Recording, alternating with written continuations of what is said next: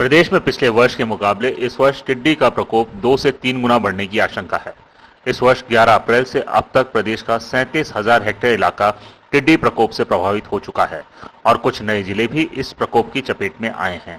राजस्थान में पिछले वर्ष टिड्डी दल का प्रकोप अक्टूबर-नवंबर में हुआ था और करीब 1.5 लाख हेक्टेयर क्षेत्र प्रभावित हुआ था, जिस पर इस वर्ष जनवरी तक काबू पा लिया गया था।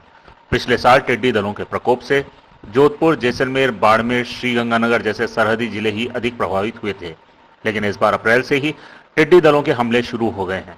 आपको बता दें कि संयुक्त राष्ट्र संघ के खाद्य एवं कृषि संगठन ने इस साल व्यापक पैमाने पर टिड्डी प्रकोप की आशंका जताते हुए गत वर्ष की तुलना में 2 से 3 गुना अधिक प्रभाव की चेतावनी दी है। इस साल पिछले वर्ष प्रभावित हुए 12 जिलों के अलावा अन्य जिलों में भी टिड्डी के पहुंचने की आशंका है, जिसकी शुरुआत हो चुकी है। प्रदेश के 10 जिले तो पहले ही इसकी जद में आ चुके हैं, लेकिन अब राजसमंद भी इसकी चपेट में आ गया है। सरकारी आंकड़ों के मुताबिक मई 2019 से लेकर फरवरी 2020 तक पाकिस्तान से आए टिड्डी दलों ने 7 जिलों में करीब 1,000 करोड़ रुपए की फसलों को नुकसान किया है। कुल 2.25 लाख हेक्टेयर की खड़ी फसल ये टिड्डी दल चबा चुके हैं।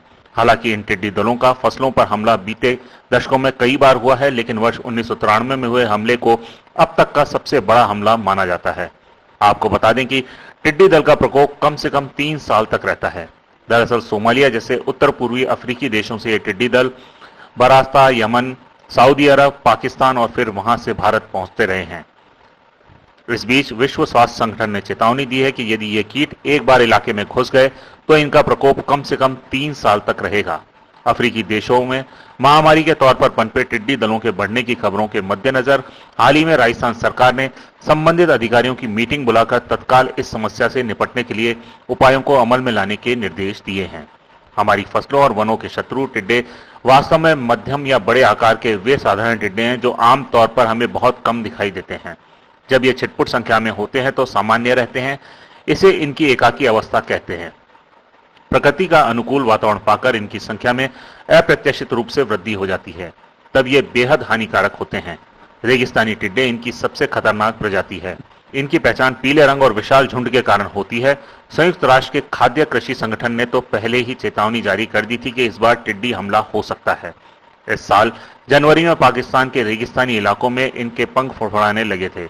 समझौते के मुताबिक पाकिस्तान को उसी समय रासायनिक दवाओं का छिड़काव कर उन्हें नष्ट कर देना था, लेकिन ऐसा नहीं किया गया। नतीजा एक बार फिर प्रदेश में टिड्डी के हमले हो रहे हैं।